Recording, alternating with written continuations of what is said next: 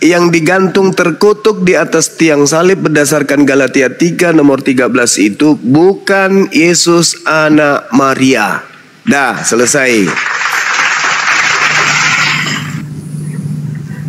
Oke, baik. Gitu dong. Udah selesai. Makanya saya nggak bisa jawab itu pertanyaan. Clear. Berarti bukan Yesus. Makanya di dalam Mazmur 9, Mazmur 109, di situ jelas dikatakan Yesus itu bernubuat. Yesus itu menceritakan tentang dirinya. Lah, Yesus sendiri yang mengatakan itu kok.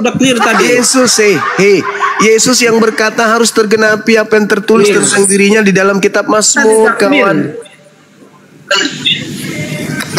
Di dalam Mazmur 109 dikatakan begini. Sebab mulut orang fasik dan mulut penipu ternganga terhadap aku. Mereka berbicara terhadap aku dengan lidah dusta. Siapa orang fasik yang dimaksud? Yudas.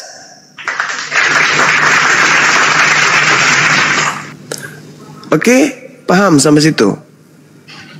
Karena di dalam kitab Amsal yang dimaksud orang fasik adalah orang yang makan suap. Nah, siapa yang makan suap? Yudas atau Yesus? Yudas, paman. Yudas. Sedangkan di situ dikatakan sebab mulut orang fasik dan mulut penipu ternganga terhadap aku. Mereka berbicara terhadap aku dengan lidah dusta. Dengan kata-kata kebencian mereka menyerang aku dan memerangi aku tanpa alasan. Sebagai balasan terhadap kasihku mereka menuduh aku, sedangkan aku mendoakan mereka. Mereka membalas kejahatan kepadaku, ganti kebaikan dan kebencian ganti kasihku. Angkatlah seorang fasik atas dia, dan biarlah seorang pendakwa berdiri di sebelah kanannya. Itu jelas itu. Angkatlah seorang fasik atas dia. Berarti ada orang fasik yang harus menggantikan Yesus, dan ada pendakwanya kemudian di sebelah kanannya. Siapa itu? Paulus. Apabila dihakimi, biarlah ia keluar sebagai orang bersalah, dan biarlah doanya menjadi dosa. Biarlah umurnya berkurang, biarlah jabatannya diambil orang lain. Jabatannya sebagai murid Yesus itu diambil oleh orang lain. Biarlah anak-anaknya mengembara tidak karuan dan mengemis, dan dihalau dari reruntuhan rumahnya. Biarlah penagih hutang menyita segala kepunyaannya, dan orang-orang lain menjara hasil jeripayahnya. Mulai bertakya lagi. Ini adalah nubuat tentang Yudas, Kuclo. Kok bertakya pula kau katakan? Saya sedang membaca dalil, dan kalau saya selesaikan membaca sampai 31, barulah engkau tahu bahwa selama ini yang kau sembah itu adalah Yudas alias iblis. Saya tanya dulu sama saudara, percaya ndak Anda kalau Yesus itu mengatakan Yudas itu iblis? Percaya nggak?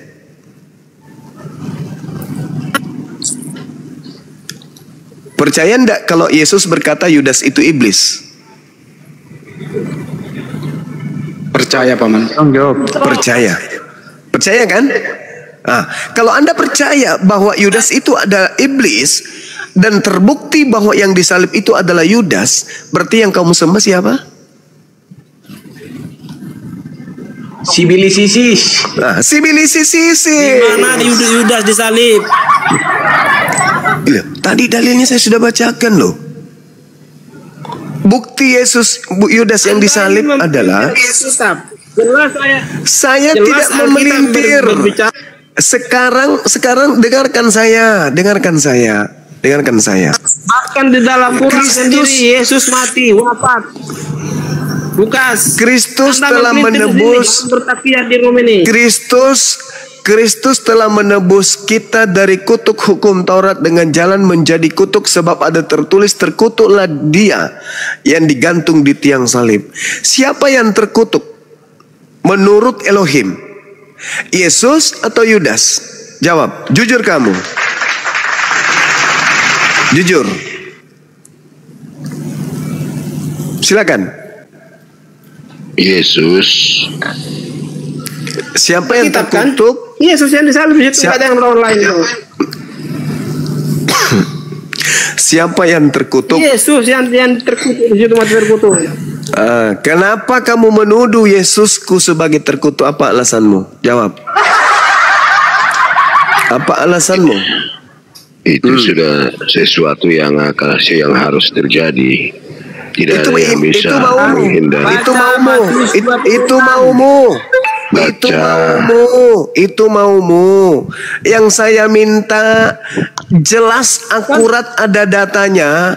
Kenapa kalian menuduh bahwa Yesus itu terkutuk? Apa alasannya dan apa dosa Yesus sampai dia terkutuk? Jawab. Memang sudah direncanakan. Itu maumu. Yesaya 53 Saya dari ayat tadi 58. minta dalil. Saya dari tadi minta dalil. Bukan Di mau mana saya. Elohim mengutuk? Di mana Elohim mengutuk orang yang dikasihi dan dicintainya? Anda tak sanggup membuktikan dalil itu. Oke. Anda yang nggak terima, Anda mengikuti pemikiran Anda sendiri. Saya tidak mengikuti, tidak mengikuti. Oke, sekarang saya tanya. Sebab dengar kawan, santai kita ya. Kita berdiskusi secara ilmiah nih ya. Sebab ada tertulis, terkutuklah orang yang digantung di atas tiang salib. Tertulis di mana? Tertulis di mana? Itu Anda baca, harus Anda tahu dong. Di mana ayatnya? Tertulis di mana? Jangan kau pakai jurus. Banyak ngomong ayat dia nggak tahu. Orang digantung di tiang salib. Tertulis di mana? Tertulis di mana? Ya Anda kan udah tahu Galatia berapa? Coba. Anda kan Otet. Inilah kamu cuma modal kuping.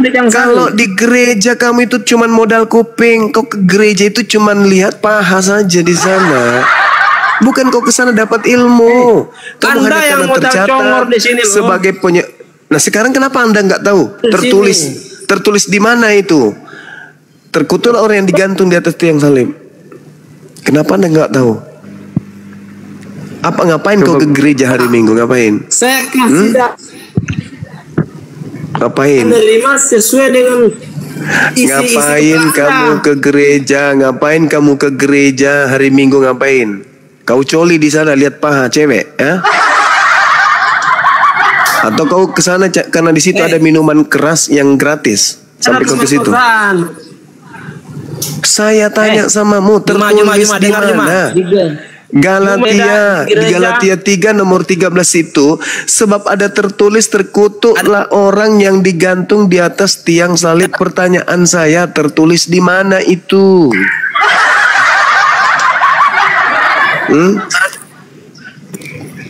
Tertulis di mana?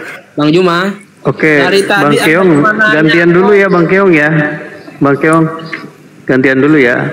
Silakan, Ya. silakan. Jangan ini Bang gantian dengan Juma saudara yang lain. dia nih, nggak bisa nih dibiarin. Keluar. Hadapkan saya dengan orang Kristen yang paham Bible. Iya, Bang.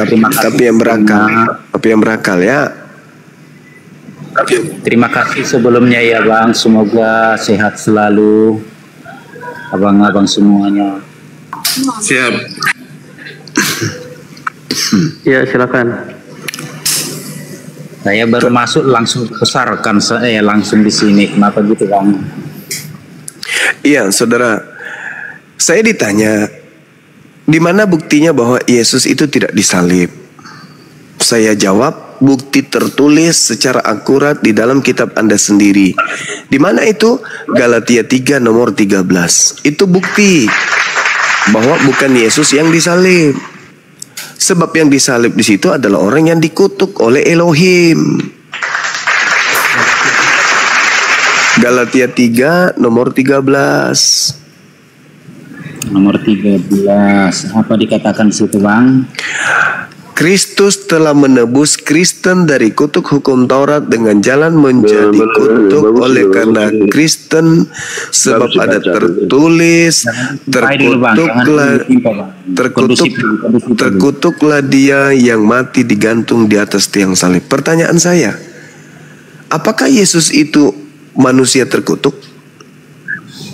Dia manusia kudus tapi rela menjadi kutuk supaya kami yang terkutuk Itu maunya saudara, itu maunya saudara. Bukan maunya saya, bukan maunya itu saya. maunya saudara. Itu maunya saudara. Bukan, itu ada tertulis loh, Bang. Iya, itu maunya saudara. Makanya saya tanya dulu, tuntaskan dulu, di mana tertulis Kristus telah dikutuk?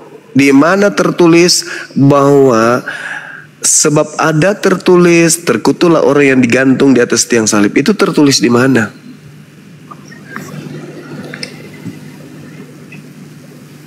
Gimana, Bang?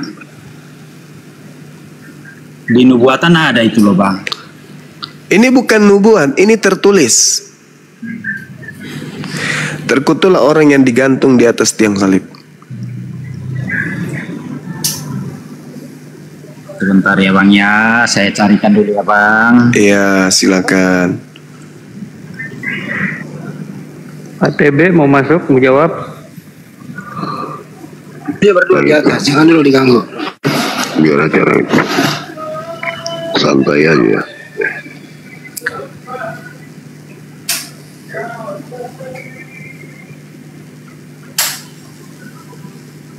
Di mana Yesus apa tadi? Dulu ini, Bang. Di mana tertulis terkutuklah orang yang digantung di atas tiang salib? Oh iya, sebentar ya, Bang ya. Iya. Salah ketik. Ini saudara-saudara Kristen ke gereja belajar apa ya?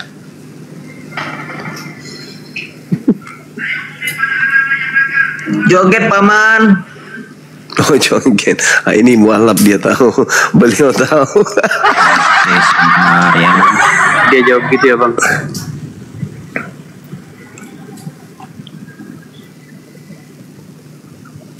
Oh iya, ada tertulis, Bang, di Galatia 3 ayat 13.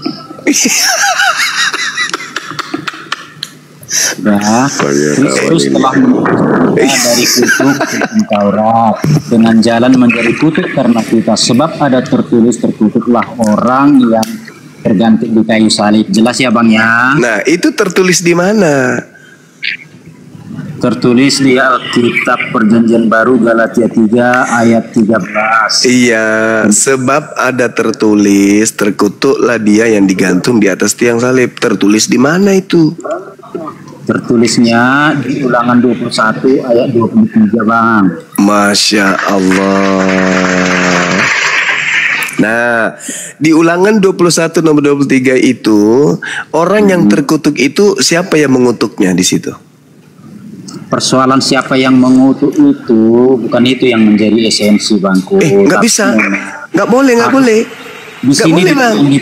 yang ditekankan di sini, terkutuklah orang yang terkutuklah orang yang digantung di atas tiang salib. Itu tertulis di mana? Tertulis di Ulangan 21 nomor 23 kan? Pertanyaan saya, di Ulangan 21 nomor 23 itu yang dikutuk di situ orang mulia atau orang jahat, dan yang mengutuk di situ iblis atau Elohim yang mengutuk orang tersebut. Jadi begini, Bangku. Gimana? Yang terkutuk itu adalah orang yang jahat. Nah, Yesus terkutuk, dia menempatkan diri menjadi terkutuk supaya apa? Supaya dosa yang seharusnya ditanggungkan kepada kami yang berdosa ini ditimpakan kepadanya sehingga kami beroleh selamat. Saudara, itu maunya saudara. Bukan maunya saya, tadi kan sudah saya tunjukkan dalilnya yang dikutip itu adalah orang yang melakukan kejahatan, orangnya, oknumnya. Lalu oknum ini yang dikutuk oleh Elohim. Nah, sekarang pertanyaannya, Anda sedang menyetarakan Yesus dengan orang yang dikutuk oleh Elohim, betul? Tidak, Bang, tidak menyetarakan. Yesus sendiri yang jangan tertawa dulu, Bang. Jangan tertawa dulu. Jangan kesurupan dulu, Bangku. Kok jadi saya yang surupan? Itu dalil. Kalau ada yang lucu, Bang. Ya lucu dong. Ya lucu dong ini. Lucu dong ini karena di situ jelas-jelas. Saudara, Ulangan 21 nomor 22 23 itu kalau ada orang melakukan dosa yang sepadan dengan hukuman mati, lalu kau gantung dia, jangan kau biarkan semalam-malaman mayatnya di atas salib. Sebab orang yang dikutuk oleh Elohim, coba, jangan kau biarkan menyentuh tanah yang diwariskan kepadamu. Orang yang dikutuk Elohim, berarti Yesus ini orang yang dikutuk Elohim, betul? Yesus itu kan dikatakan di sini, Bang, Kristus telah menebus kita dari kutuk hukum Taurat dengan jalan menjadi kutuk karena kita. Sebab terkutuklah orang yang digantung kali. Jadi artinya begini, Bang Juma, Yesus ini rela menjadi kutuk. Yesus ini rela menjadi. Kok jadi larinya ke rela? Kenapa bisa jadi ke rela? Ini berbicara mengenai hukum. Dengar dulu, Bang. Jadi Yesus ini yang kudus ini rela menjadi terkutuk supaya kami beroleh keselamatan. Itu maksudnya di sini. Itu mau saudara. Itu maunya saudara. Tapi dalilnya tidak begitu, kawan. Dalilnya ini saya bacakan bilangnya. Jangan dulu kesurupan, Bang. Jangan bikin ketawa kalau nggak. Loh, kok jadi saya yang kesurupan? Ente yang kesurupan, nggak ada hubungannya di situ. Ya, Bang, ya, tak ada hubungannya, saudara, nggak ada hubungannya. Kita pelan-pelan ya, Bang, ya. Kita pelan-pelan. Udah pelan kali pun. Ya, Kristus telah menebus kita dari kutuk hukum Taurat dengan jalan menjadi kutuk karena kita. Sebab ada tertulis, terkutuklah orang yang digantung di kayu salib. Jadi Yesus itu terkutuk karena kita, katanya. Maksudnya karena umat manusia yang berdosa ini, manusia yang seharusnya ini terkutuk, tapi ditimpakan kepada Yesus. Itu maksudnya, Bang. Loh. Itu maksudnya. Jadi bukan Yesusnya sebenarnya. Kenapa konsepnya ke situ? Ya, kan dalilnya tidak begitu, saudara. Dalil pahami, Bang. Coba Anda yang harus paham. Saya ulang lagi, Bang, ya. Kita urut pelan-pelan. Ulangan 21 nomor 22. Di situ oknum yang melakukan dosa itu yang dihukum mati atau bukan? Ya itulah. Jadi buktinya di sini dikatakan. Jangan menjelaskan dulu. Harus pengertian terhadap data dulu. Oke. Pengertian data dulu. Ulangan 21 nomor 22 yang dihukum sepadan dengan hukuman mati, oknum yang melakukan dosa itu atau yang mewakili? Oknum yang melakukan dosa. Bukan yang mewakili toh? Bukan. Bagus. Nah, nomor 23. Jangan Anda menjelaskan dulu. Nomor 23 yang dikutuk tersebut karena melakukan dosa itu dikutuk oleh Elohim, kan? Oke. Terus? Iya atau enggak? Iya, oke. Oke, saya simpulkan. Ulangan 20. Enggak. Habis itu Anda tanggapi. Saya simpulkan maksudnya. Kesepakatan kita ini terhadap data itu kita simpulkan. Dengarkan. Ulangan 21:22 yang dihukum mati di situ adalah oknum yang melakukan dosa. Kemudian 23-nya oknum yang melakukan dosa ini dikutuk oleh Elohim. Nah, sekarang apa hubungannya oknum yang melakukan dosa ini yang dikutuk oleh Elohim ini dengan Yesus? Apa hubungannya? Yesus tidak melakukan dosa. Yesus tidak dikutuk oleh Elohim. Terus apa hubungannya? Kenapa larinya ke situ? Kenapa harus Yesus? Jadi gini ya, Bang. Yesus itu sebenarnya bukan manusia terkutuk, tetapi dia terkutuk karena menebus kami. Di mana data itu tertulis? Di mana data itu? Galatia 13 ini. Galatia 13 itu, Bang. Galatia 13 itu merujuk kepada oknum yang melakukan dosa sehingga dia dihukum mati dan dia dikutuk oleh Elohim, bukan mewakili dosa orang lain. Jadi gini, Bang, kenapa lari ke situ? Dengar dulu, Bang. Saya pelan-pelan ya, Bang. Kita bahas pelan-pelan ya, Bang, ya. Kristus telah menebus kita dari hukum dari kutuk. Saya ulangi. Kristus telah menebus kita dari kutuk hukum Taurat dengan jalan menjadi kutuk karena kita. sebab ada tertulis, terkutuklah orang yang tergantung di kayu salib. Jadi saya katakan ya Bang ya, orang yang mati di kayu salib itu orang yang terkutuk.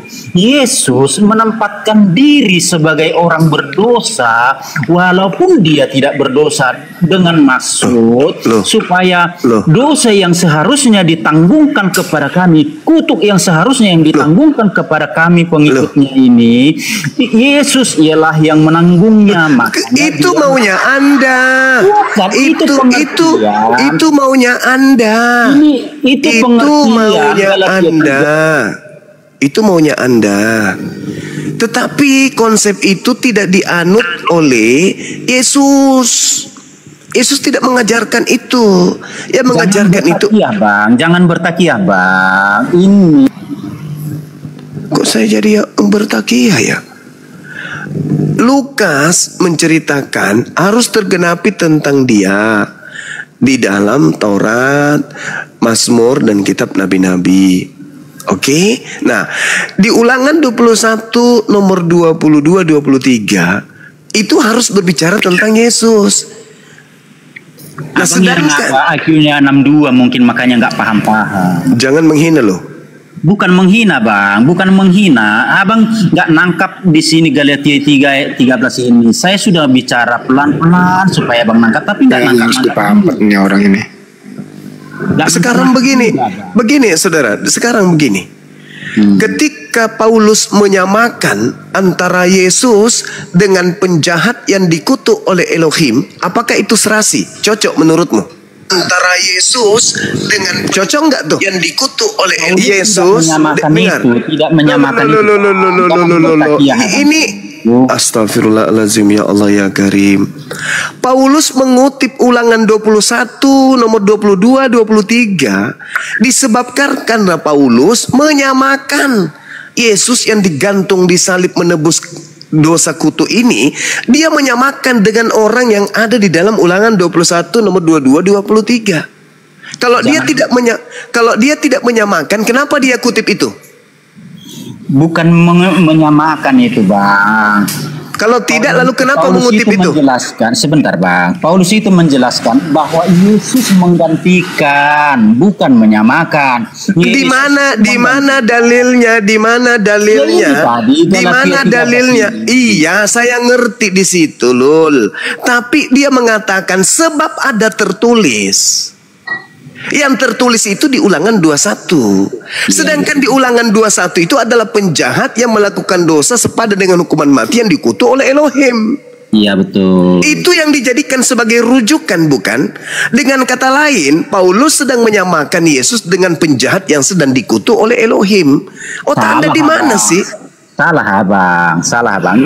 Paulus di situ. Oke, kalau salah, sekarang Anda jelaskan. Kalau saya salah, sekarang coba Anda jelaskan ke saya, kenapa Paulus mengutip Ulangan 21 data 22 dengan 23 kalau dia tidak sedang menyamakan penjahat yang dikutuk oleh Elohim dengan Yesus? Kenapa dia ngutip itu? Bukan menyamakan. Iya, sekarang Anda jelaskan kepada saya kenapa Paulus mengutip Ulangan 21 nomor 22 23. Kenapa? Paulus itu mengutip Ulangan tadi karena di sini dikatakan Yesus itu menjadi kutuk. Bukan. Karena Kristus itu menebus kita dari dosa, katanya. Nah, Ulangan 21 nomor 22 nomor 23, orang yang dikutuk di situ orang yang menebus dosa orang lain atau dia sendiri? Yesus. Sebentar, coba ulangi pertanyaannya, Bang. Pertanyaan saya, Ulangan 21 nomor 22 23 itu oknum sendiri untuk dosanya sendiri atau untuk orang lain? Kalau dia yang di kitab Ulangan tadi itu, dia mati karena dosanya sendiri. Pintar. Lalu kenapa Paulus mengutip itu? Katanya begini, kata Paulus kan begini. Kristus telah menebus kita dari hukum Taurat. Sebab dengan jalan menjadi kutuk. Sebab karena kita tertulis. Ada tertulis terkutuklah orang yang digantung di kayu salib. Jadi maksudnya menekankan di sini kenapa itu dikutip? Karena Paulus mengatakan bahwa Yesus itu menjadi kutuk dengan tersalibnya Yesus. Kenapa dengan tersalibnya disebut Yesus terkutuk? Karena sesuai dengan kitab Ulangan yang tadi itu maksudnya, Bang. Apa nyambungnya? Nyambungnya di mana?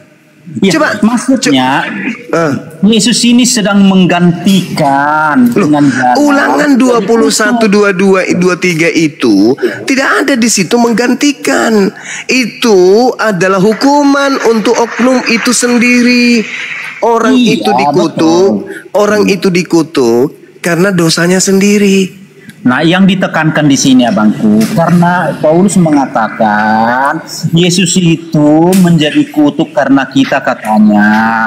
Nah, kenapa apa alasannya dengan tersalibnya Yesus itu kok disebut menjadi terkutuk? Nah, dikutiplah ayat Ulangan tadi itu, sebab ada tertulis katanya terkutuklah orang yang tergantung di kayu salib. Oke, berarti Paulus dalam Galatia 3 ini mengatakan bahwa Yesus mengganti kutukan yang diberikan kepada kalian dan dia yang mengambil kutuk itu. Iya, Yesus lah yang menanggungnya. Oke, sekarang Ulangan 21 bercerita tentang itu enggak? Di sini yang ditekankan, Bang, alasan Paulus mengatakan menjadi terkutuk. Alasannya yaitu karena yang saya tanya ini saya udah ngerti. Menurut iman kalian berdasarkan ajaran Yesus Paulus, dosa kalianlah harusnya yang dikutuk oleh Elohim. Oke? Ya. Dengan mengutip Ulangan 21 bukan dengan mengutip itu, Paulus mengutip itu hanya membuktikan bahwasanya Paulus itu mengatakan Yesus itu tidak mengutip, tapi mengutip gimana sih? Makanya sebentar. Paulus sedang membuktikan bahwa Yesus itu tersalib itu merupakan suatu kutukan dengan menunjukkan kutipan itu maksudnya. Oke, artinya kalianlah harusnya dikutuk kan? Iya, betul. Nah, begitu.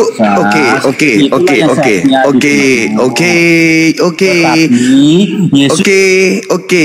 Berarti sekarang yang dikutuk Elohim siapa? Anda atau Yesus?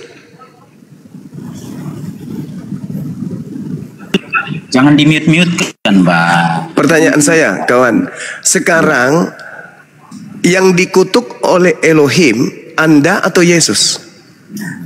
Mestinya kami manusia yang berdosa inilah yang harusnya dikutuk. Tetapi Yesuslah yang menanggungnya. Oke, berarti menurut saudara, orang benar ini menanggung kutuk untuk orang yang bersalah gitu? Iya. Oke, tepuk tangan. Iya. Tepuk tangan ya. Oke. Berarti sabar dulu, sabar. Jangan Anda tambahi. Jangan Anda tambahi sebelum Anda saya tendang ke bawah. Oke. Saya lagi marah ini. Kau mengatakan dosa-dosamu sedunia orang Kristen laknatullah alaihi ditanggung oleh Yesusku, gitu maksudnya. Iya, betul. Berarti yang dikutuk sekarang ini Yesus. Sebentar dulu. Saya bertanya. Ini gigi saya ini udah mulai merah, telinga saya udah merah ini. Berarti Yesus ini sekarang ini dikutuk.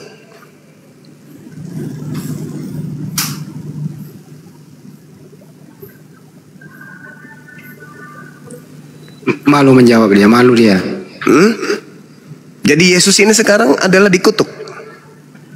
Malu dia menjawab. Berarti orang benar dikutuk oleh Elohim demi untuk kalian manusia laknat. Manusia yang laknat, yang manusia yang kurang ajar, yang tidak bisa bertanggung jawab terhadap dosanya sendiri, ditanggungkan kepada Nabi Allah, kepada Rasulullah yang bernama Yesus itu. Dosamu curi. Rasulullah itu, Bang, bukan Rasulullah itu, Bang. Jangan disalahpahami. Oh, jadi Yesus bukan utusan Allah? Utusan, tapi bukan Tuhan yang bernama Allah yang mengutusnya. Terus kenapa ada di dalam kitabmu bertaburan kata Allah itu? Ya itu terjemahan dari kata Elohim, Bang. Di mana Elohim terjemahannya Allah kuculuk penipu laknat? Tidak, jangan nanti stroke Abang, jangan gitu, Bang.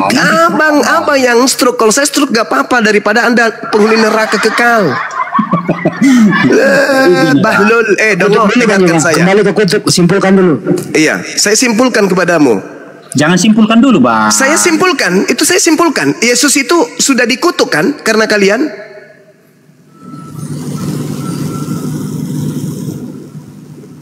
Pertanyaan saya, kemana perginya orang yang dikutuk Elohim?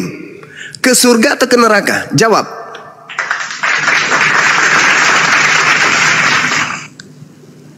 Oke. Buka mic-nya, Pak. Cepat biar selesai. Kemana perginya orang yang dikutuk oleh Elohim? Jangan di-mute-mute-kan, Bang, biar bisa saya jawab. Ini stikernya diangkat lagi ke atas. Diangkat sedikit, Bang. Jangan ditutupi namanya. Jangan pelit kali ini. Stikernya dinaikkan dulu sedikit. Nah, supaya kita bisa tahu dia termute atau tidak. Orang yang dikutuk oleh Elohim itu ke neraka atau ke surga? Selain daripada Yesus, orang yang terkutuk itu sudah pernah. Tidak bisa selain daripada apa? Kucuk, kamu tadi mengatakan Ulangan 21, 22, 23. Jadi yang harusnya dikutuk itu kalian itu tadinya neraka kan? Bro, teman-teman, mohon dibantu tetap layarnya, teman-teman. Bro, saya lanjutin pertanyaannya Bang Yoma. Yesus itu mati terkutuk. Yesus itu mati terkutuk nggak? Tunggu dulu, kenapa turun Bang Juma itu, Bang? Kena tembak. Nggak usah diurus yang begituan, lurusin aja dirimu. Kenapa kena tombak dia, Bang? Pertanyaannya, Yesus itu mati terkutuk atau tidak? Iya, sesuai dengan ayat yang Iya, cukup. Dia rela menjadi Cukup. Saya nggak nanya tujuannya. Kalau Yesus itu mati terkutuk, orang yang mati terkutuk itu tempatnya neraka atau surga? orang yang mati terkutuk itu selain Yesus sudah pasti ke neraka. Di mana bertanya? Selain Yesus di mana? Ya Yesus kan naik ke surga, itulah buktinya. Berarti dia nggak terkutuk dong? Dia terkutuk selama 3 hari itu. Oke, sekarang apakah Yesus di atas surga ini saya ikuti ya? Masih terkutuk atau tidak? Tidak lagi. Siapa yang melepas kutukannya? Hah? Siapa yang melepas kutukannya? Ya nanti ku jawab sesudah saya di surga ya Bang ya. Nah, udah turun. Udah turun lah. Turun lah kau. Angan-angan belaka kau. Angan-angan kan, kena kan ujungnya, nggak bisa. Nanti lah setelah saya mati baru jawab. Udah lo mati sekarang, nah baru tuh kirim surat kemari, kirim WA.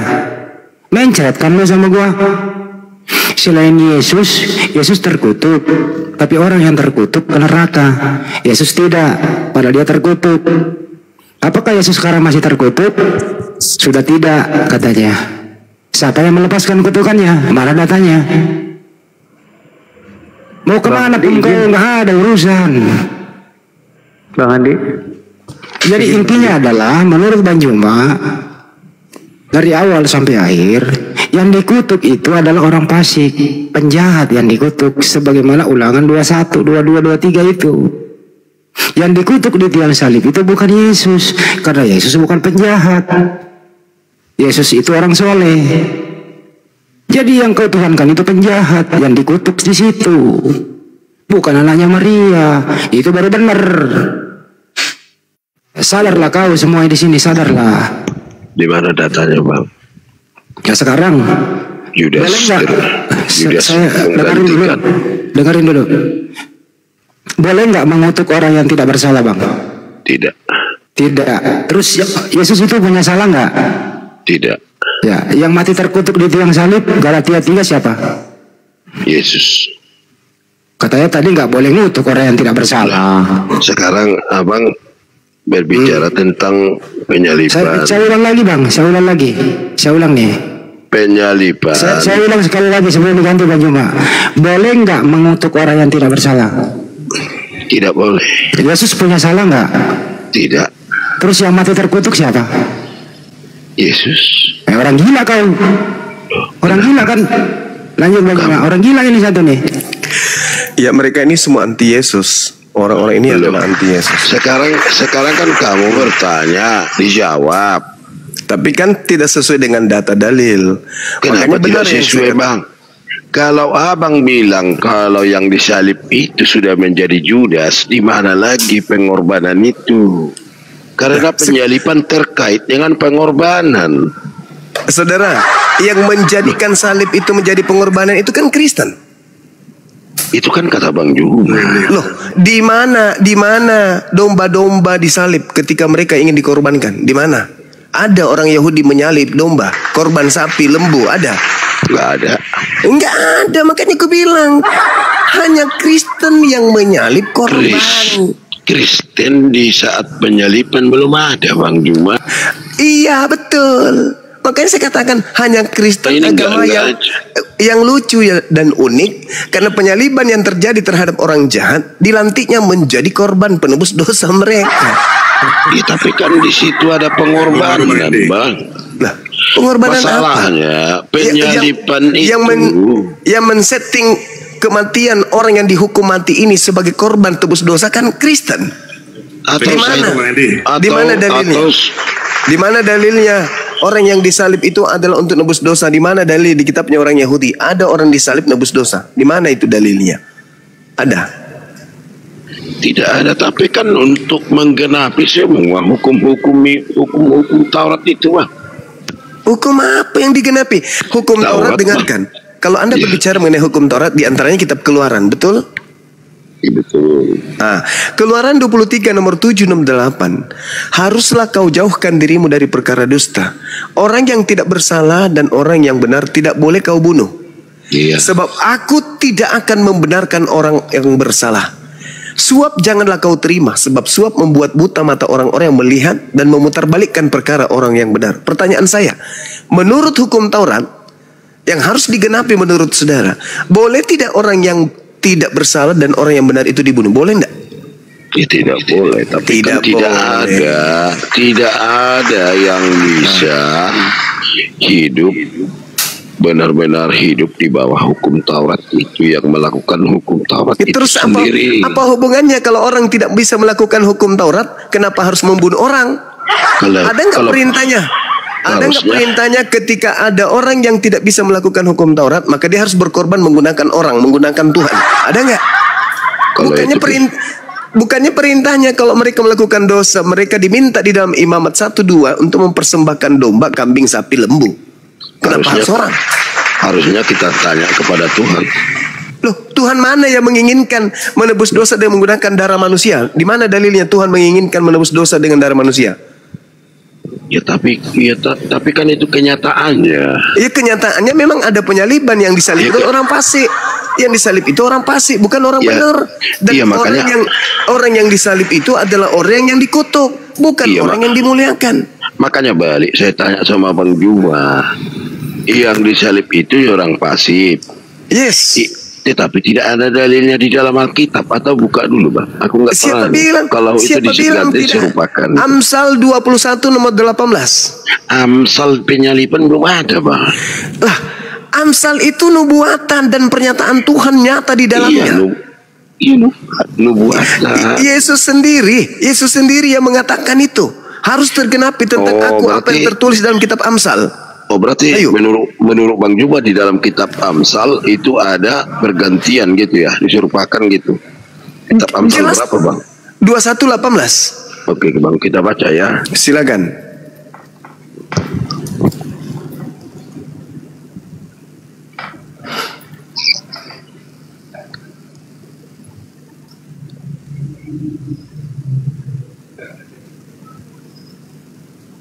Tapi nggak ada sini, Bang. Silakan Anda Orang baca. fasik dipakai sebagai tebusan bagi orang benar, dan pengkhianat sebagai ganti orang jujur. Siapa pengkhianat di situ? Siapa pengkhianat antara Yesus dan Yudas? Ini nggak ada di sini, Bang, yang digantikan. Loh, Saya tanya orang- tadi kan, orang saya tanya fasik tadi kan dipakai. nubuatan.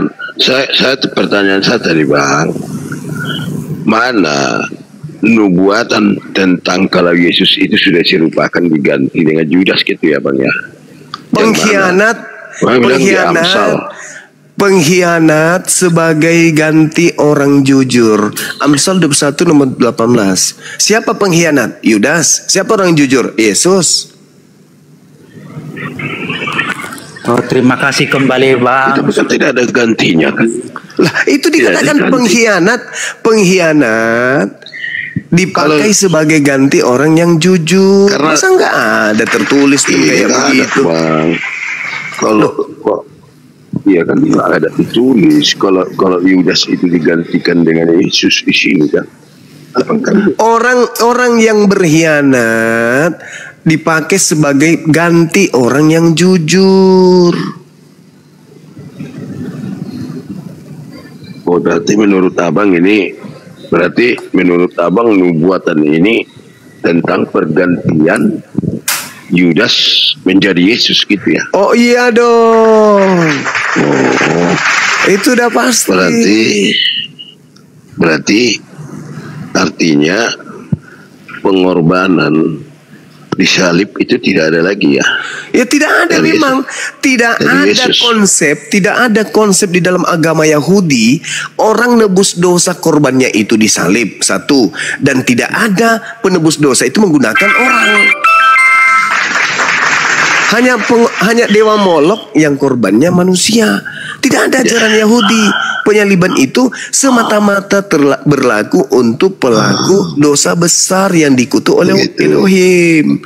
Itu ketika Abraham dipanggil bahwa dia akan diminta anaknya, diuji untuk diminta anaknya. Ya, itu untuk nebus dosa atau bukan? Itu nebus dosa atau bukan? Ya makanya saya tanya. Kan ya, ini kan Tuhan sendiri yang memintanya kan. Iya, untuk nebus dosa atau untuk menguji? Loh, ya aku nggak tahu. Makanya jangan bawa data kalau Anda nggak tahu. Kejadian Ya kan abang bilang, aku nggak bilang nggak ada orang yang dibuat untuk menebus dosa. Ketika Abraham dipanggil, kalau dia harus mempersembahkan anaknya. Itu untuk Tuhan sendiri loh. Untuk dosa. Padahal nggak tahu untuk menguji. Anda membawa data itu Anda sendiri nggak tahu. Yang saya tanya, yang saya katakan itu kan saya kan mau meluruskan narasi abang itu, katanya tidak ada manusia kalau yang dikorbankan. Memang nggak ada, memang nggak ada. Tetapi ketika Tuhan mengujinya Abraham, apakah itu memang bukan anaknya yang diminta dipersembahkan? Diminta. Terus ketika dieksekusi, Tuhan menggantikan atau tidak? Ya, kan memang tidak digantikan dengan binatang. Digantikan dengan binatang. Ya. Terus kenapa Tuhan minta binatang? Tuhan minta binatang, kalian ganti dengan manusia. Kenapa? Di mana dalilnya itu, Bang? Tuhan minta binatang. Imamat 1 nomor 2. Iya, jadi apa Pak? Jadi apalagi penggenapan dari hukum-hukum itu tadi, Bang? Apa pengenapan apaan? Ya. Di mana pengenapan apaan? Tapi Bang Juma tadi bilang, Juma itu kan sama dengan Yesus katanya tadi. Saya dengar iya dong. Iya, memang betul. Jadi apa bedanya? Nggak ada bedanya. Nggak ada bedanya. Yes. Juma punya bapak, punya ibu. Iya. Yesus punya bapak, punya ibu. Yesus punya bapak, punya ibu. Bapak tiri ada, ibu ada. Pak Juma bapak tiri enggak? Jadi kalau misalnya berarti ada bedanya ya. Jadi kan saya kan membuktikan ada bedanya kan? Ada bedanya kan? Bedanya dia bapak tiri, saya bukan bapak tiri, saya bapak kandung. Itu bedanya ya. Persamaannya banyak mana dengan perbedaan saya dengan Yesus? Persamaannya? Persamaannya semua. Apa? Iya. Persamaannya sudah kamu sibuk tadi. Ya persamaannya saya sama-sama manusia, semuanya sama. Pembedanya saja dia itu lahir tanpa ayah. Kamu berubah. Sekarang permasalahannya adalah syarat untuk menjadi Tuhan adalah harus lahir tanpa ayah gitu. Anda kan berubah-ubah. Anda bilang tadi aku sama dengan Yesus. Yes, karena kenapa saya katakan saya sama dengan Yesus? Kenapa? Tapi apa perbedaannya? Saya bilang kenapa? Tidak Saya ada. mengatakan itu? Dengar. Kenapa saya mengatakan sama? Karena orang Kristen menuhankan Yesus karena dengan alasan Yesus itu rohnya dari Elohim. Roh Elohim yang ada pada diri Yesus. Ternyata rohku juga itu adalah roh Elohim. Dalilnya ada dalam kitab Kejadian 6 nomor 3. Jelas itu. Terus apa lagi yang menyebabkan kemudian Anda menuhankan Yesus? Ya, jangan di-mute ya. Apa lagi yang menyebabkan kemudian Anda menuhankan Yesus? Nah, karena Yesus berasal dari firman. Menuhankan yang dimaksud seperti apa itu? Ya menyembah. Kalian melantiknya menjadi pencipta langit dan bumi yang datang dalam rupa manusia. Itulah kalian. Lalu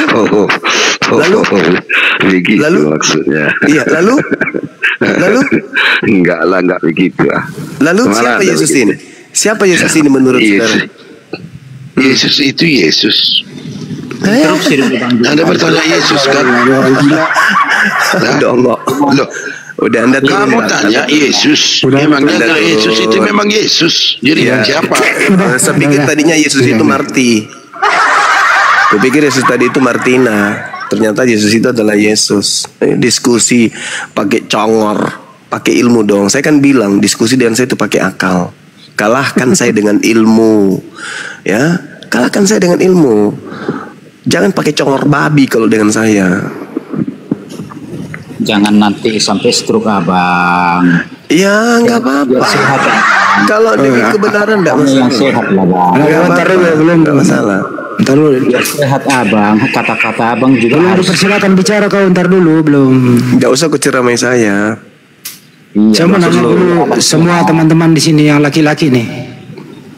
Apakah kalian semua yang laki-laki jawab ya? Apakah kalian semua sama jenis kelaminnya dengan Yesus? A sama, B beda. Semua jawab. Dia juga jawab. Laki-laki sama. Baik. Diam dulu kau ini saya mau ngomong. Diam dulu. Apakah kalian sama dengan Yesus keluar dari rahim ibu? Sama. Sama. Apakah kalian sama pernah menjadi bayi seperti Yesus? Sama dong. Sama. Apakah kalian sama pernah ngantuk seperti Yesus? Sama. Apakah kalian sama pernah lapar seperti Yesus? Sama. Makan ikan goreng juga. Apakah kalian sama pernah tidur seperti Yesus? Sama. Aku juga pernah tidur di perahu. Perbedaannya Yesus itu utusan Tuhan, kita ini adalah bukan utusan Tuhan. Itu aja bedanya. Setuju? Setuju. Terima kasih. Sekarang anak dewa saya tanya. Oke bang. Anak dewa saya tanya Anda dari dulu. Apakah jenis kelamin Anda sama dengan jenis kelamin Yesus? Nggak tahu saya bang. Nggak pernah kuliah itu bang. Yesus laki-laki. Apakah Yesus laki-laki? Iya bang. Apakah Anda laki-laki? Betul bang. Sama atau beda? Mungkin lebih besar dia bang. Ini orang gila ini satu nih. Apanya yang Bisa bilang gitu. Bisa jadi karena dia sunat. Kalau kau enggak. Ya nggak sama lah bang. Dia kan disunat, saya kan enggak. Ya itu makanya kecil terus. Gitu bang. Terus apa? Lanjut bang. Apakah Anda pernah menjadi bayi? Tunggu sebentar dulu bang ya, izin bang ya. Lanjut. Ini belum selesai. Sebentar. Ini mau dikasih persamaannya. Apakah Anda pernah menjadi bayi? Pernah bang. Apakah Yesus pernah jadi bayi? Pernah bang. Sama atau beda? Sebagai manusia pernah Yesus. Sama atau beda dengan Anda dengan Yesus? Saya kelahiran saya lebih muda daripada Yesus bang. Anda lebih hebat daripada Yesus. Ya udah, lebih hebat dia. Iya, nggak sama bang, karena dia lahirnya di kandang domba, sedangkan saya bang di rumah bang. Kalau Anda keluar dari mana? Dari rahim ibu atau lahir dari rahim domba? Dia dari rahim ibuku bang. Ya, berarti sama-sama. Yesus keluar dari rahim siapa? Maria bang. Sama nggak? Ya orang yang berbeda lah bang. Ibunya Maria, ibu. Jenis kelaminnya. Ya, jenis kelaminnya sama bang. Sama, baik. Apakah Anda pernah tidur? Kenapa bang? Apakah Anda pernah tidur? Ya jelas lah bang. Apakah Yesus pernah tidur? Ya, terus? Sama atau beda? Ya pernah tidur ya. Sama atau beda? Sama. Apakah Yesus pernah lapar? Pernah bang. Apakah Anda pernah lapar? Pernah bang, udah pasti. Sama atau beda? Sama. Jadi Yesus dan Anda sama, betul? Iya, sama-sama pernah lapar. Nah, terima kasih, selesai. Akhirnya sadar juga dia. Terus kenapa bang dengan itu? Ada apa masalah bang dengan itu? Artinya dia bukan Tuhan. Loh, gini bang ya. Bagaimana? Jangan dipotong-potong ya bang, biar saya jelaskan ya bang. Jangan dipotong-potong ya bang, biar saya jelaskan. Jadi yang abang bandingkan saya dengan Yesus itu adalah kemanusiaan Yesus. Jadi saya kasih tahu sama abang ya, Yesus itu adalah Allah yang menjadi manusia tanpa kehilangan kealahannya. Jadi Yesus itu menjadi dua natur, dia sepenuhnya manusia dan juga dia sepenuhnya Allah. Oke, jadi cukup. Membandingkan itu adalah di usia berapa Yesus dia adalah sepenuhnya Tuhan? Di usia berapa? Dia menjadi manusia sepenuhnya. Saya nggak nanya manusia, saya nanya sisi Tuhannya. Dengerin ya. Di usia berapa Yesus dia sepenuhnya Tuhan? Sejak dia mengambil rupa menjadi manusia, bang. Berarti mulai dari bayi dia sudah Tuhan. Ya dari kandungan pun. Oke, dari kandungan, baik. Terus kenapa bang? Oke, siapa Tuhannya Bunda Maria waktu dia mengandung Yesus? Allah Yahweh, Allah yang bernama Yahweh. Bukan Yesus. Yesus itu adalah Allah yang bernama. Saya tanya lagi. Apakah Yesus itu Tuhan sejak dalam kandungan? Karena dia Allah. Saya tanya lagi. Apakah Yesus dalam kandungan dia Tuhan?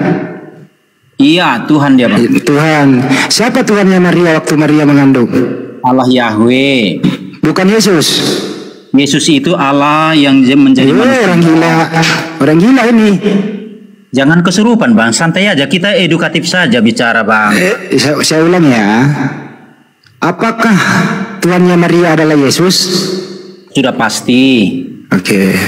Tuhannya Maria adalah Yesus, betul? Betul? Betul apa betul nih?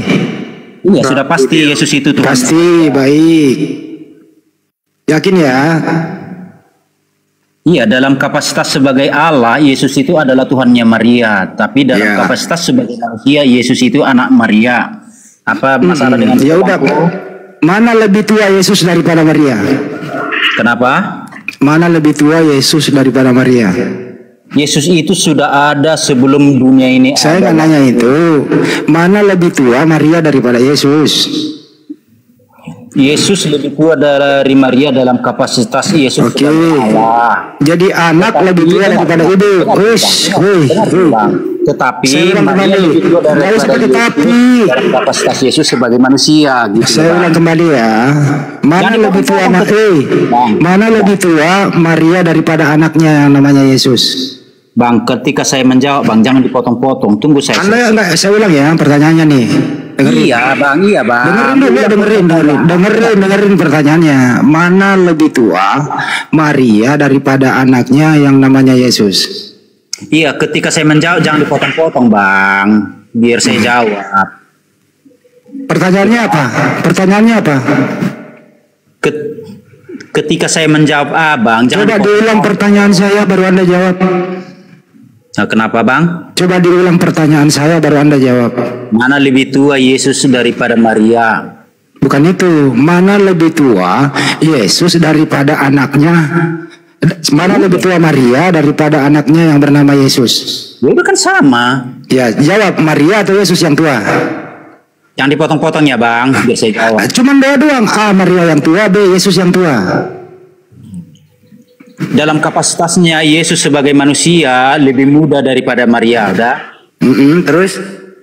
Dalam kapasitasnya sebagai Allah Yesus sudah ada sebelum dunia ada. Oke, baik. Yang menciptakan Maria siapa? Termasuk Yesus. Jadi anak menciptakan ibu. Nggak nyambung. Loh, yang menciptakan Maria siapa? Nggak nyambung itu anak. Ya karena Yesus itu anak dalam kapasitas Yesus sebagai manusia. Saya ulang kembali. Yang menciptakan Maria siapa? Yesus dalam kapasitas sebagai Allah. Yesus itu anaknya siapa? Yesus dalam kapasitas manusia anaknya Maria. Ya berarti anaknya Maria menciptakan Maria. Yesus dalam kapasitas orang gila ini. Anaknya Maria. Udah, orang gila. Jadi gini bang ya, jangan dipotong-potong. Kaisar lo mau terusin nggak sama orang gila nih? Gini bang, jangan potong-potong.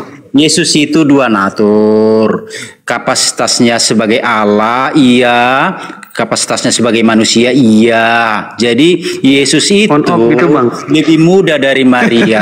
Itu maksudnya adalah dalam kapasitas Yesus sebagai manusia. Bang Dewa, on off apa gimana bang? On off apa gimana? On off bagaimana maksudnya bangku? Gini pertanyaannya, Iya. apa yang dilakukan Yesus Tunggu, sehingga dia menunjuk? Dengerin dulu pertanyaannya sederhana ya. Apa yang dilakukan Yesus? Kau nggak dengar berarti kau nggak bisa jawab. Dengerin dulu. Apa yang dilakukan Yesus sehingga dia Anda anggap sebagai Tuhan? Apa yang dilakukannya? Silakan. Karena Yesus itu adalah Allah yang telah menjadi manusia.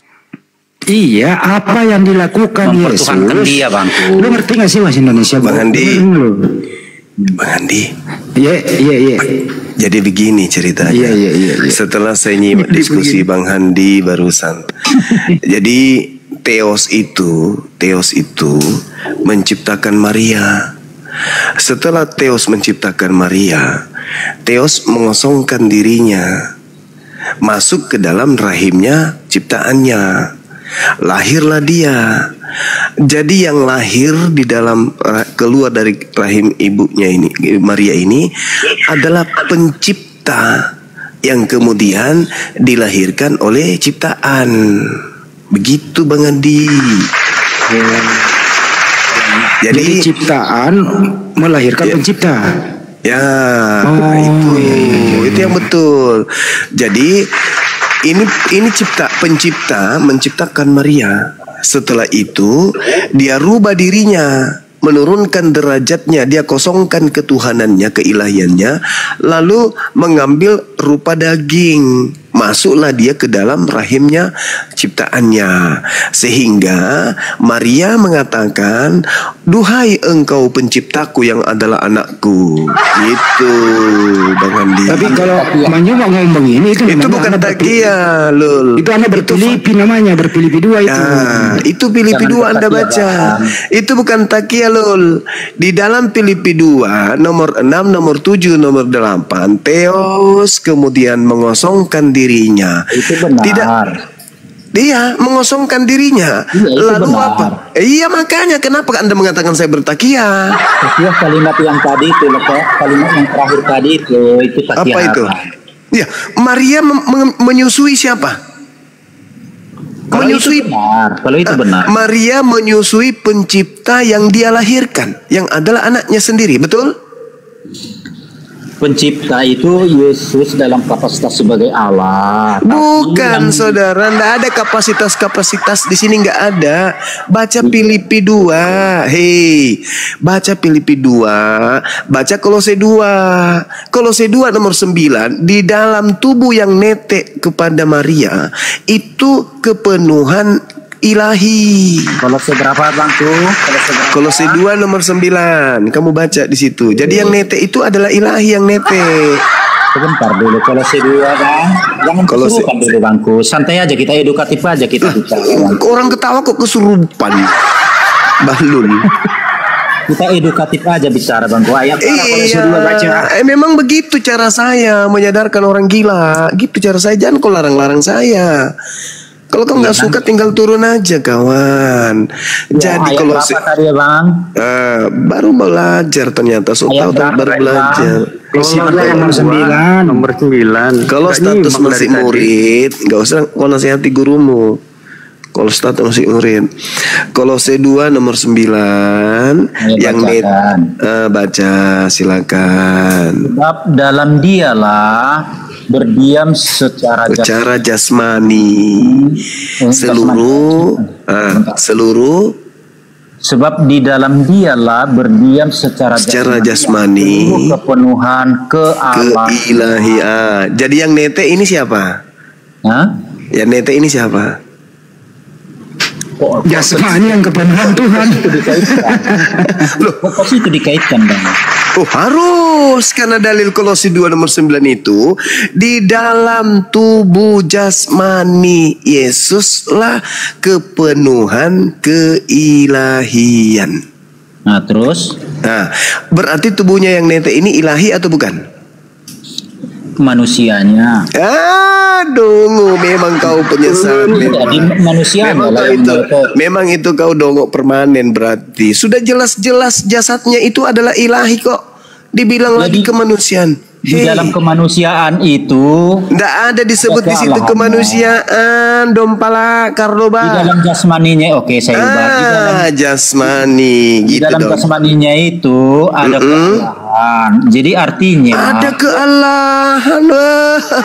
Benar-benarlah kau ini cocoklah kau jadi Paulus. Ini Bang, kita edukatif kau bicara Bang, jangan dipotong. Iya, ada edukatif tapi bukan juga dengan cara mencuri data tapi tidak sesuai dengan fakta. Di situ tertulis. Saudara, kau jangan kau berhalus-halus di sini pemakan anjing. Datamu jangan kau perkosa, asu. Itu data yang mengatakan itu. Di dalam tubuh Yesus secara biologis berdiam kepenuhan jasadnya ini. Kepenuhan apa? Kepenuhan keteosan. Jangan kau rubah-rubah dalil itu. Jangan gara-gara kau mengatakan halus abangke, kau bisa nipu di sini enggak? Kau kasar ngomong, tegas kau ngomong, tapi kebenaran yang kau sampaikan saya hormat samamu. Daripada kau sopan-sopan tapi kau menipu kayak setan, asu. Paham kau situ, su? Paham? Jadi nggak perlu kau bermanis-manis di sini.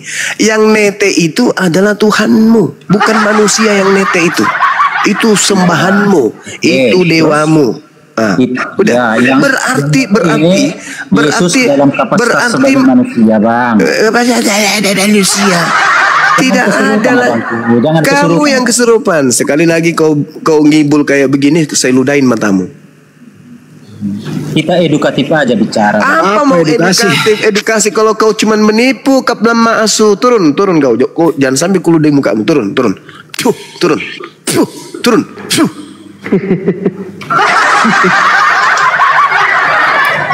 Data pun dilawan, data lo dalam kitabnya ya. Coba Bang Handi dibacakan lo Kolose 2 nomor 9 Bang Handi. Ya pasti tadi lupa gue. Yang jelas jasmani itu. Ya, silakan baca. Jasmani kepenuhan lah. Saya bantu ya Bang Handi ya. Kolose 2 nomor 9. Sebab dalam dialah berdiam secara jasmania seluruh kepenuhan keteosan. Jadi yang penuh keteosan ini apanya? Jasadnya atau apa? Jasmaninya. Berarti yang nete ini siapa? Ya tuh Teos. Puangnya mandra si Kardoba. Belum. Disusul oleh Filipi 2. Dia kekosongan keteosan. Iya. Berarti jasadnya ini sudah teos yang penuh. Makanya Maria melahirkan penciptanya. Anakku adalah penciptaku. Kan begitu dalilnya. Anakku adalah penciptaku. Duhai kau anakku, yang adalah yang menciptakanku. Tetek lana, biar kau jadi besar. Makanya jangan paksakan anak orang adalah Tuhan. Ini risikonya. Bukan dipaksa tahu Bang Handi. Bukan dipaksa. Memang dalilnya begitu tahu. Mami dia apa, Pak? Dalil kitabku mengatakan memang harus kayak gitu, tahu, Pak. Biarkan Tommy tahu dia menyembah tahu kepada anaknya orang, itu dalil agamanya memang gitu. Cuman kita tinggal butuh mereka ini jujur bahwa Maria menetein penciptanya gitu loh. Tapi bisa aja kan orang sehat bahwa itu data disusun, ditulis setelah yang bersangkutan sudah nggak ada di muka bumi. Itu dia makanya Is mengatakan waspada Ki terhadap penyesat yang datang kepadamu bawa-bawa namaku. Itu maksudnya. Tapi orang-orang ini nggak mau waspada, malah diaminkan gitu loh.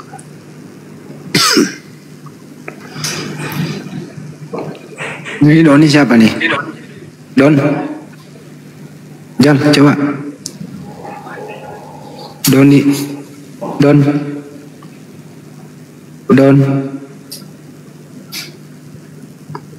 Kemana-mana tadi sebenarnya topik ini ya. Mulai dari ulangan 21 tadi. 21, 22, 23 dikutip oleh Paulus di Galatia 3 nomor 13. Sebenarnya susah sekali loh lawan arus di situ. Yang jelas yang dikutuk oleh Elohim itu adalah penjahat, orang fasik. Jadi yang dikutuk juga di Galatia ya sama. Baru lucunya Bang Andi, harusnya kan kalian yang dikutuk kan? Iya. Tetapi diambil alih oleh siapa? Yesus. Nah sekarang yang dikutuk oleh Elohim siapa? Sekarang ini siapa? Kamu atau Yesus? Menurut dia Yesus, berarti neraka dong Yesus. Itulah gue bilang anti Yesus mereka ini, penghujat anti Kristus mereka ini. Tapi alasannya dia tadi, kecuali Yesus saya ikutin lagi tadi. Nah kalau begitu Yesus di surga masih terkutuk nggak? Kata dia udah dilepaskan kutukannya, datanya mana? Kata dia nanti setelah saya mati saya kembali memberitahu katanya. Bener nggak tadi jawabannya begitu? Bener. Lucu itu Bang Andi. Kayaknya langsung diki kan tadi Bang Andi. Kalau orang ngeyel kayak gitu diturunin aja, ngapain lama-lama. Kecuali orang yang sombongnya minta ampun. Kalau orang sombong itu simpan kita biar kasih permalukan. Kalau orang kayak gitu dompalak erdoba. Kayak tadi ya, toko material ya. Toko material lagi. Silakan Bang Juma. Oh, angkat tapi yang paling Anda kuasai.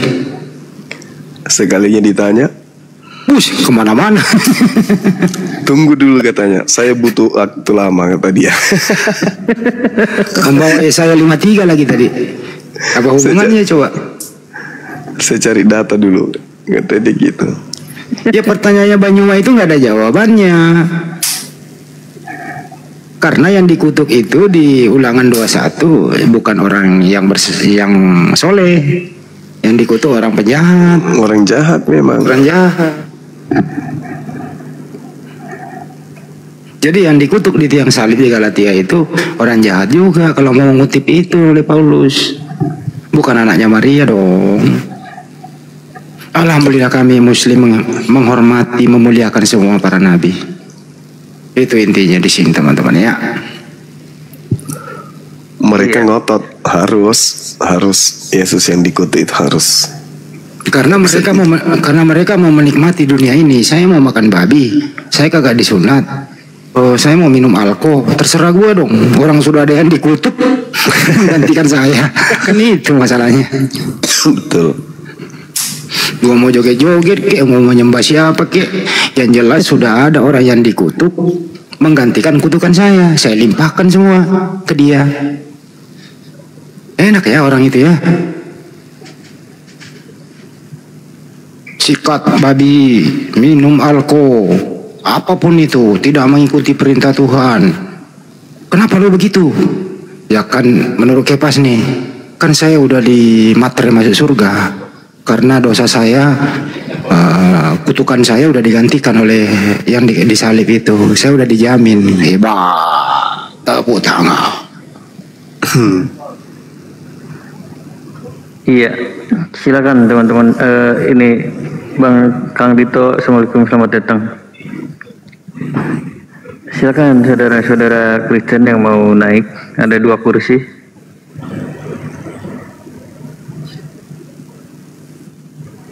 Sar, katanya iklan dulu.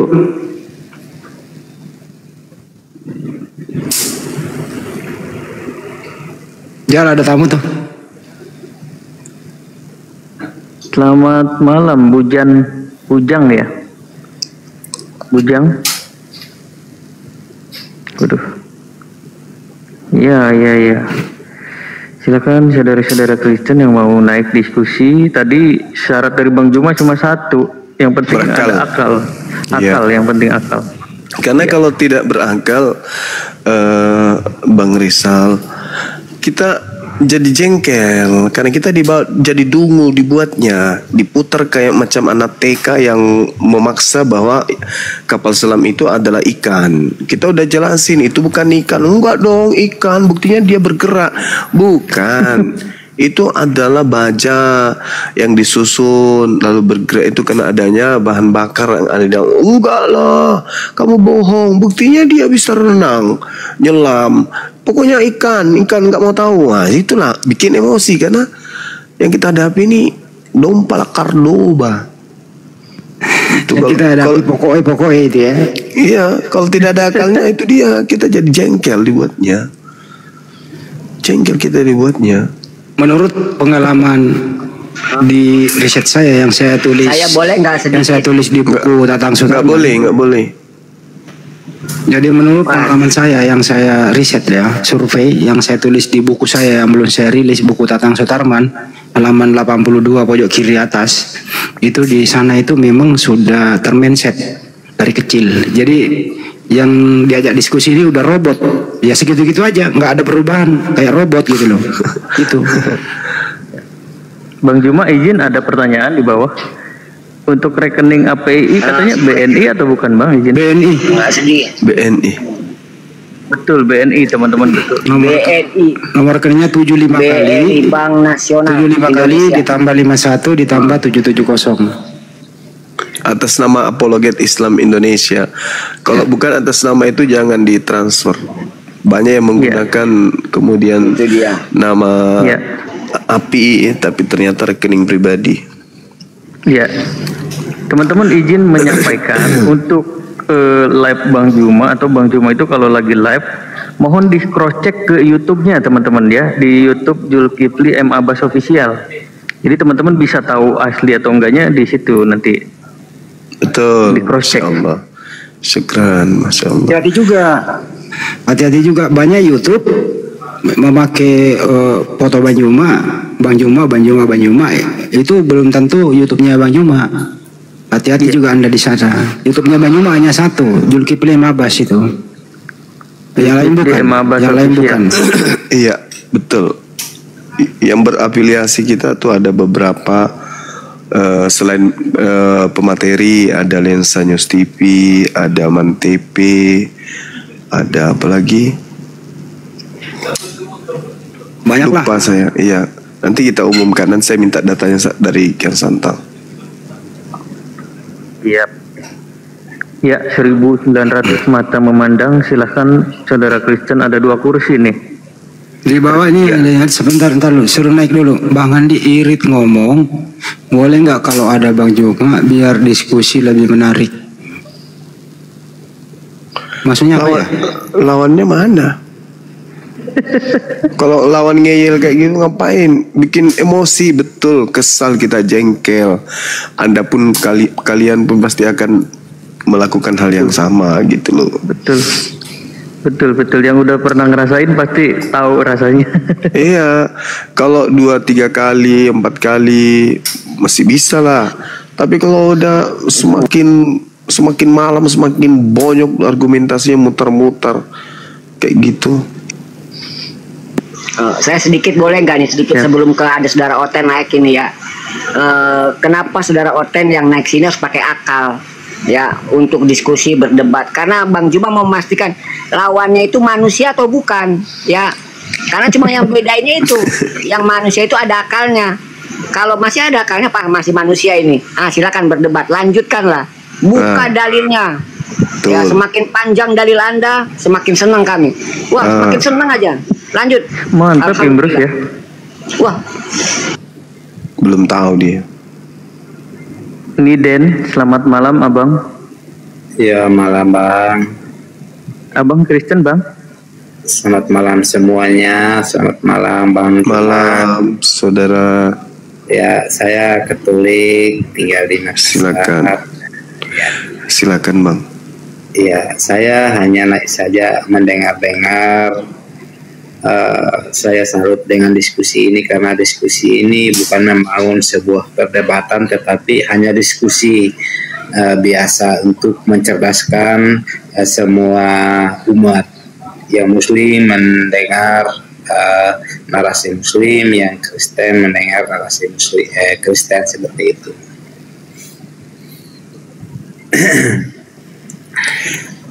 Silakan bang, masya Allah. Ya. Mungkin dengan izinnya saya naik di sini, saya perkenalkan diri saya. Nama saya asli sesuai nama akun saya. Saya asal dari NTT. Saya tinggal di Makassar, daerah Sudiang. Berdekatan kita berarti. Iya, saya agama Katolik. Saya di paroki Sudiang. Iya, dekat rumah saya itu bang, samping kompleks perumahan. Oh iya, baik. Saya di sini mungkin saya diizinin untuk naik sebatas saya mendengar saja diskusinya. Saya tidak bawa konsep tentang perdebatan, tetapi saya ingin mendengar diskusinya karena dalam diskusinya itu memotivasi semua kalangan Kristen maupun Muslim, karena di rumpun keluarga saya juga ada yang Muslim seperti itu Bang Juma dan teman-teman yang lainnya. Iya baik. Sejatinya memang komal-komal apologet Islam itu sifatnya menuntun dan mengarahkan. Ya. Hanya saja biasa ada teman kita itu ngeyel, saking ngeyelnya dia menyalahi data yang ada dalam Bible. Kita mau ngajak diskusi menggunakan Al-Quran, mereka nggak akan mungkin paham.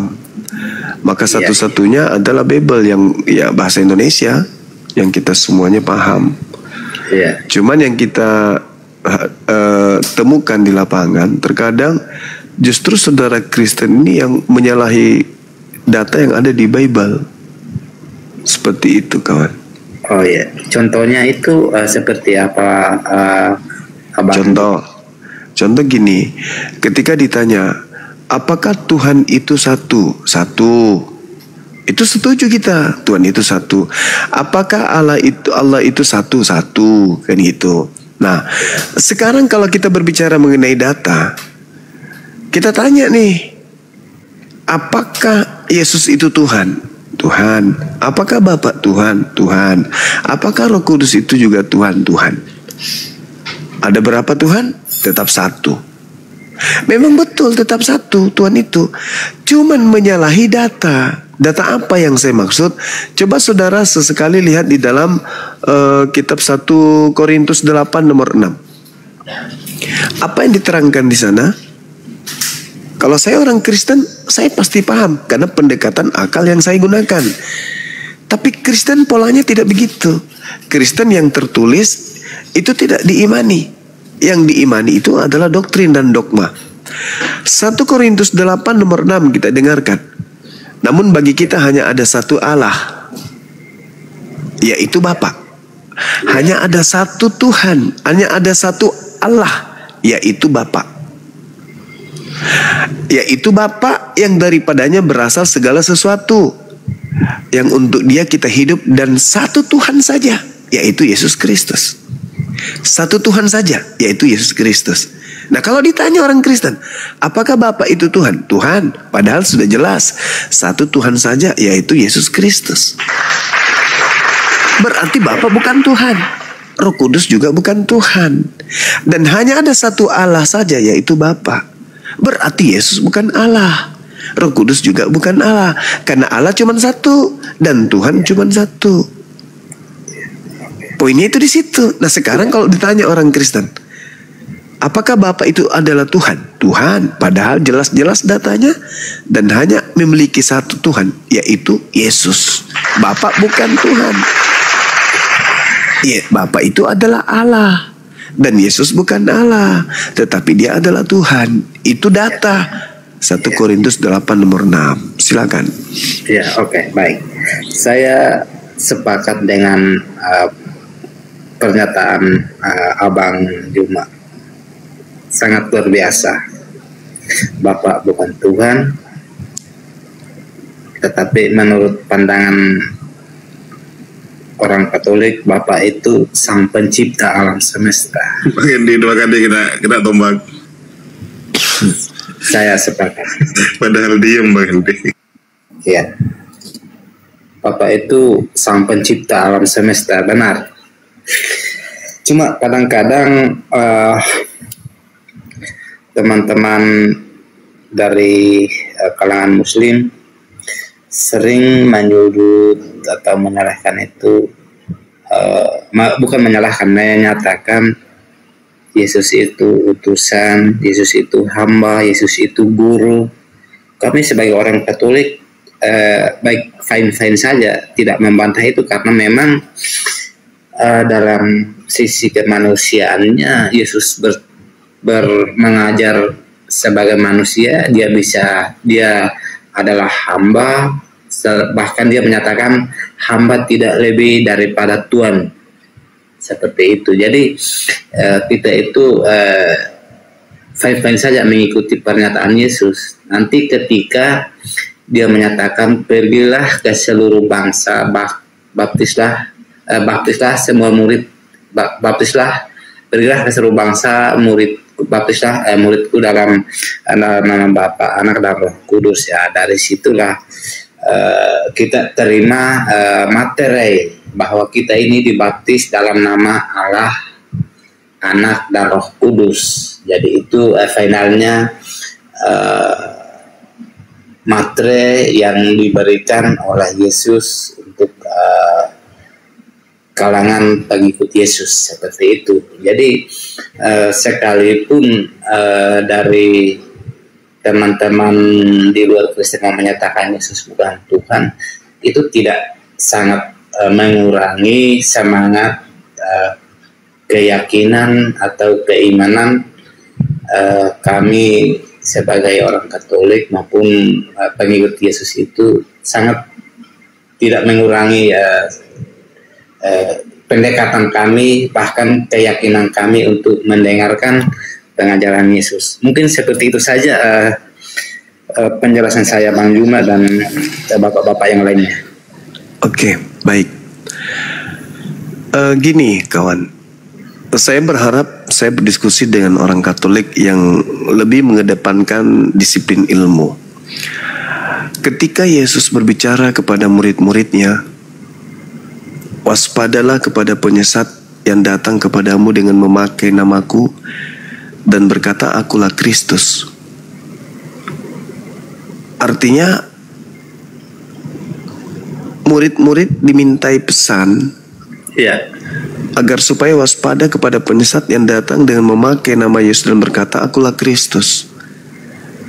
Apa yang saudara pahami di situ? Baik, terima kasih Bang Juma.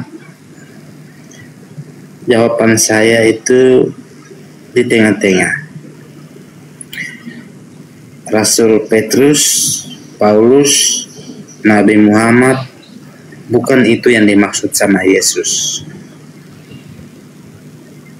Itu jawaban saya.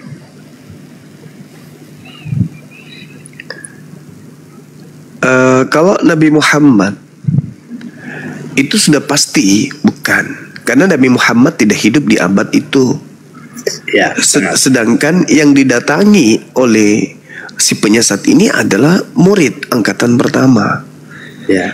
Berarti harus ada yang menggenapi, harus ada penyesat yang datang dengan memakai nama Yesus.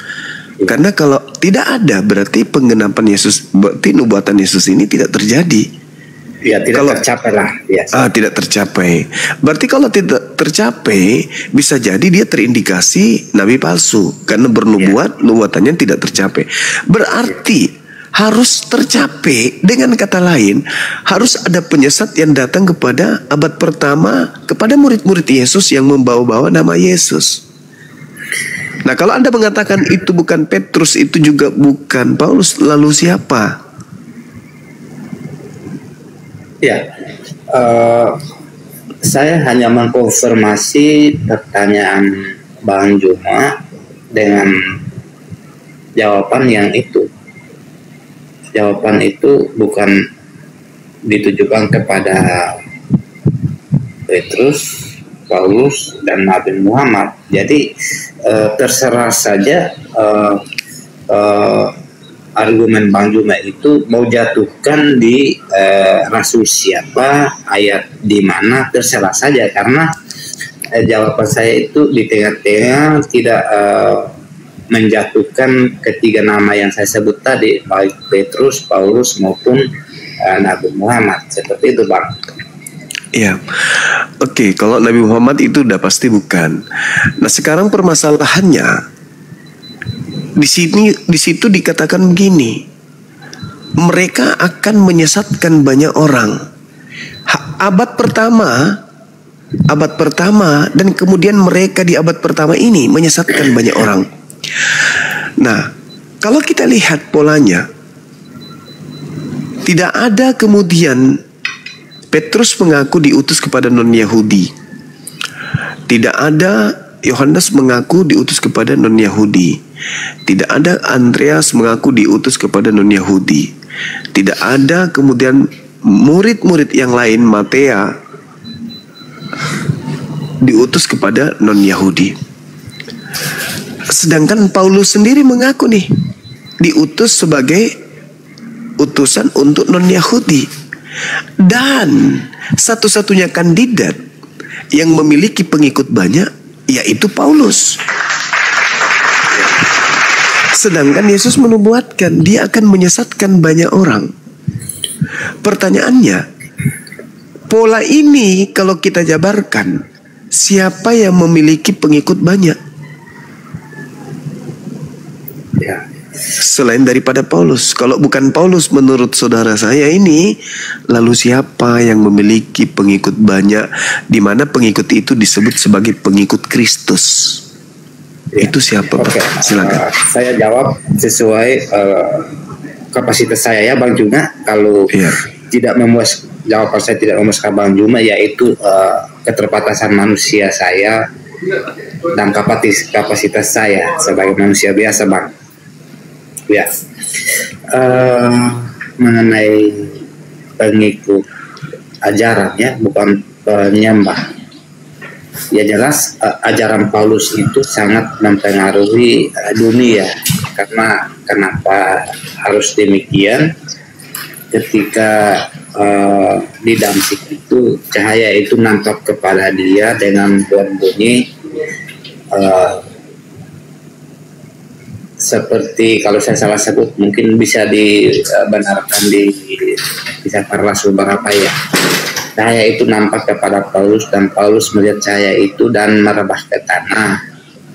Lalu cahaya itu dengan suara berbunyi, "Kenapa engkau menganiaya aku, Paulus?" Jawab Paulus, "Engkaukah Tuhan?" Dan seterusnya. Jadi dari situ Paulus itu mewartakan, mengisahkan kesaksiannya di kisah para rasul sampai di Wahyu itu sedemikian itu. Kalau memang penjelasan saya ini kurang detail, bisa diundang teman-teman yang lain di bawah untuk menjelaskan lebih detail, Bang Juma. Baik, saudara. Terima kasih atas paparan saudara. Jadi gini, ketika ada sosok yang datang kepada Paulus mengaku, "Akulah Yesus yang kamu aniaya," bukankah itu justru adalah penggenapan nasihat Yesus kepada muridnya? "Waspadalah kepada penyesat yang datang kepada kalian dengan memakai namaku dan berkata akulah Kristus. Dia akan menyesatkan banyak orang. Nah, ternyata ada benar sosok yang datang tuh ngaku Yesus Kristus dan datangnya kepada Paulus. Pertanyaannya, apakah ini si penyesat yang datang yang dinubuatkan oleh Yesus atau bukan? Atau itu Yesus asli? Atau itu justru penyesat yang dinubuatkan Yesus? Silakan. Oke, baik. Kalau untuk memastikan itu Yesus atau hanya sebuah godaan yang dinubuatkan Yesus untuk menjebak Paulus sehingga dunia ini bisa mengikuti Paulus, itu buktinya kita bisa kembalikan ke sejarah. Bagaimana cara meneliti hal ini sehingga bisa menjadi pembukuan, bahkan menjadi kitab suci. Itu kita harus kembalikan ke original teks dan penelitian sejarah. Mungkin jawaban saya seperti itu, Bang Juma. Iya. Jadi Yesus menubuatkan datangnya penyesat mengaku Yesus Kristus. Paulus mengaku kedatangan Yesus Kristus. Dan Yesus Kristus ini yang datang kepada Paulus ini mengajarkan Paulus 13 kitab. Kitab yang ada di dalam genggaman Paulus ini kemudian isinya menubuatkan, menjelaskan, menerangkan, dan membatalkan hukum Tuhan yang datang kepada Nabi Musa. Sedangkan kalau kita lihat pengajaran Yesus sendiri, itu dia mengatakan di dalam Matius 5 nomor 19, barang siapa yang meniadakan hukum Taurat meskipun yang paling terkecil, lalu mengajarkan kepada orang lain, maka dia akan menempati tempat terendah di dalam kerajaan langit. Nah, Paulus bukan hanya mengajarkan membatalkan yang paling terkecil, malah dia batalkan seluruhnya. Berarti yang datang kepada Paulus ini sudah diduga dengan indikasi kuat bahwa itulah penyesat tersebut. Kenapa? Karena bertentangan dengan ajaran Yesus. Bahkan nubuat Yesus dalam Matius 5 nomor 19 tergenapi, bahwa dia akan menempati tempat terhina. Di dalam Filipi Efesus 2 nomor 15 dia mengatakan begini, dengan matinya Yesus di atas tiang salib, dia telah membatalkan hukum Taurat beserta segala ketetapan yang ada di dalamnya. Artinya Paulus membatalkan hukum Taurat seluruhnya, dan itu dia ajarkan kepada orang-orang Kristen pengikut. Aku berkenan, dengarkanlah dia. Dengarkanlah dia berarti